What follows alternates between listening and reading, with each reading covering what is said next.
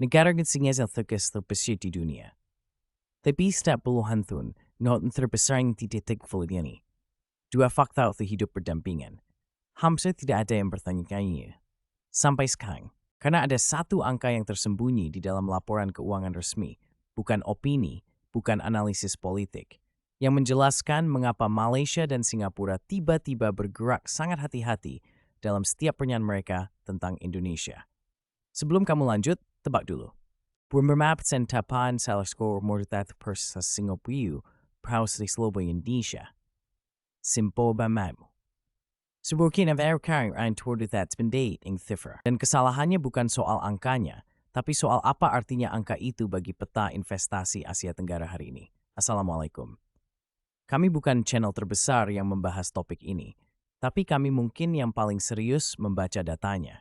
Kalau kamu setuju bahwa fat dari narasi, menonton sampai akhir adalah cara membuktikan. 12 bulan terakhir adalah periode yang tidak biasa. Bukan karena ada krisis, justru sebaliknya. Di tengah ketidakpastian ekonomi global, ada satu arus modal yang bergerak sangat tenang, masuk ke koridor industri di Maluku Utara dan Sulawesi Tengah, jauh dari headline utama, jauh dari diskusi di pusat-pusat keuangan regional. Wood Industry Analysis 20 Baht.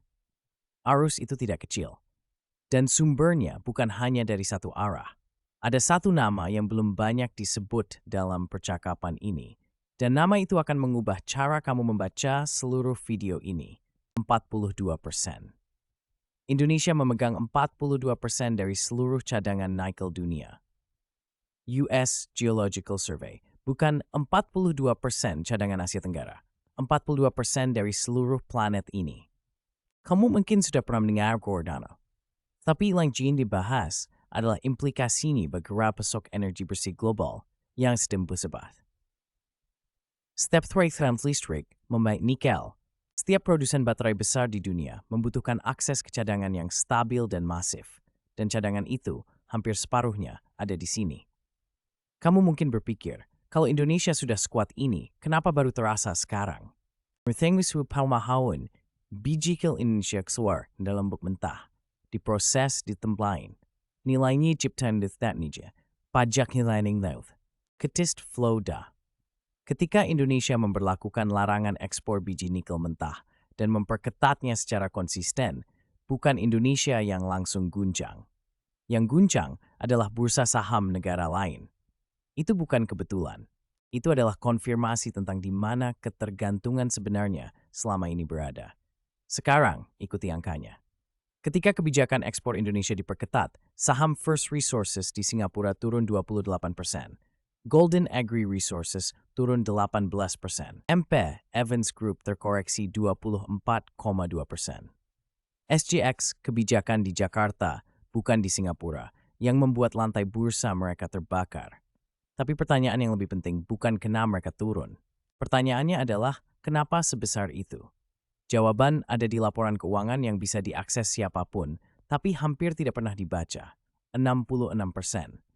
Itu adalah proporsi pendapatan First Resources Limited yang dari operasi di Indonesia. Annual Report SGX 66%. Perusahaan yang terdaftar di Singapura, berkantor di Singapura, membayar sebagian besar pajaknya di Singapura. Tapi 2/3 penghasilannya datang dari tanah Indonesia. Bukan sebagai mitra setara. Sebagai sumber, any fiswuthain, anistaki resmi semiri, dan islar tain membuat humicinged. Gone matter, monthrith. Kalau satu perusahaan saja memiliki exposure seperti ini, berapa banyak lagi yang modelnya sama, tapi belum pernah kamu lihat datanya? Sekarang kita bicara tentang kemana arus itu bergeser. Kawasan industri Weda Bay di Maluku Utara dan Morowali di Sulawesi Tengah kini termasuk dalam kawasan pengolahan nikel terbesar di dunia berdasarkan kapasitas output. Bukan terbesar di Asia Tenggara, di dunia.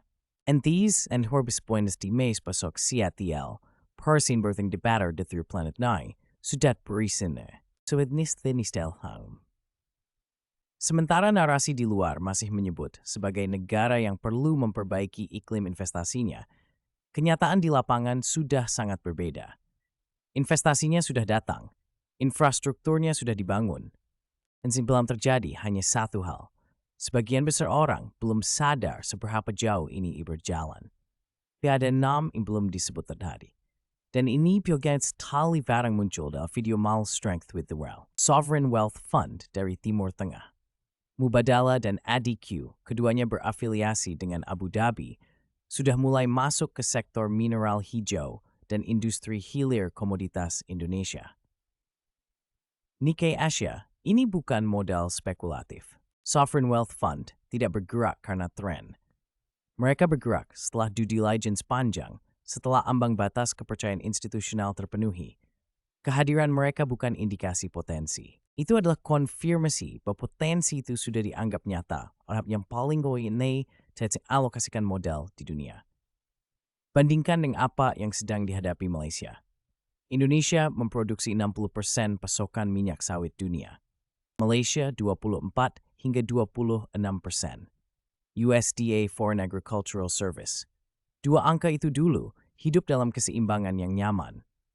Indonesia sebagai produsen dominan, Malaysia sebagai pemain yang lebih matang dalam distribusi dan pengolahan global. Tapi ketika ini membangun kapasitas hilir secara agresif, bukan hanya di sawit, tapi di nikel, bauksit, dan tembaga, kalkulasi investor berubah. Bukan karena Malaysia memburuk, tapi karena Indonesia tiba-tiba menawarkan sesuatu yang tidak bisa ditandingi dari satu lokasi yang sama. World Bank FDI Competitiveness Reports, gravitasi bergeser, pelan, tapi pasti. Singapura merespons dengan cara yang paling jelas, terlihat dari pernyataan publiknya. Wakil Perdana Menteri Singapura menyampaikan secara terbuka bahwa mereka ingin terus bekerja sama dengan pengusaha Indonesia, memastikan akses ekspor tetap mengalir. Pejabat Singapura. Dalam bahasa diplomatik, itu terdengar kooperatif. Tapi letakkan pernyataan itu di sebelah grafik anjloknya saham-saham Singapura yang bergantung pada Indonesia, nadanya berbeda. Itu adalah pernyataan dari pihak yang sedang menjaga akses, bukan dari pihak yang posisinya aman. Sekarang kita sampai pada bagian yang paling penting. Selama ini ada dua narasi yang berjalan bersamaan. Di luar Indonesia, narasi dominannya adalah bahwa kebijakan hilirisasi Indonesia terlalu agresif, terlalu cepat, dan berisiko mengusir investor. Dokumentasi Straits Times dan Pierre Resiang. Setiap ketidakpastian regulasi diperbesar. Setiap fluktuasi rupiah dijadikan tanda bahaya. Setiap perdebatan kebijakan dijadikan bukti ketidakstabilan. Tapi investor institusional tak putusan berdasarkan narasi media. Mereka membaca laporan keuangan. Mereka membaca peta cadangan mineral. Mereka membaca data arus modal. Dan semua dokumen itu mengatakan satu hal yang tidak bisa dibantah. Indonesia memegang posisi yang tidak mudah digantikan dalam rantai pasok energi bersih global. Bloomberg's Global Mineral Reports, nikel untuk baterai EV, sawit untuk bahan bakar nabati, bauksit untuk aluminium, tembaga untuk infrastruktur energi, semuanya ada di sini. Dan untuk pertama kalinya ada kebijakan yang serius untuk memastikan nilainya tinggal di sini. Peradisan ini, dari sebuah person mace, tapi dalam 3-5 tahun, ketika kawasan-kawasan industri hilir ini beroperasi pada kapasitas penuh, ketika kontrak jangka panjang dengan investor institusional mulai menghasilkan devisa dari produk olahan, bukan bahan mentah. Orang-orang yang tidak memperhatikan sekarang akan bertanya kapan semua ini dimulai. Jawabannya sudah ada, diam-diam, tanpa pengumuman besar. Kini kamu tahu 3 hal yang kebanyakan orang belum sadari. Pertama, ketergantungan ekonomi negara tetangga pada Indonesia jauh lebih dalam dari yang pernah mereka akui secara terbuka. Dan laporan keuangan membuktikannya. Kedua, modal institusional kelas 1, termasuk Sovereign Wealth Fund Timur Tengah, sudah masuk ke koridor hilir Indonesia bukan karena spekulasi, tapi karena konfirmasi. Ketiga, pergeseran ini bukan tentang ayang firm atau kalah. Kita sedang Indonesia tidak bermain dengan aturannya sendiri di meja yang selama ini diatur orang lain. Tidak berheadline untuk bergerak. Mereka sudah bergerak. Dan terserang Astan, kalau video ini memberimu satu sudut pandang yang tidak kamu temukan di tempat lain, bagikan ke satu orang yang menurutmu perlu melihat data ini. Bukan karena kami minta, tapi karena informasi yang jujur layak untuk lebih jauh dari yang bracingnya dibiarkan.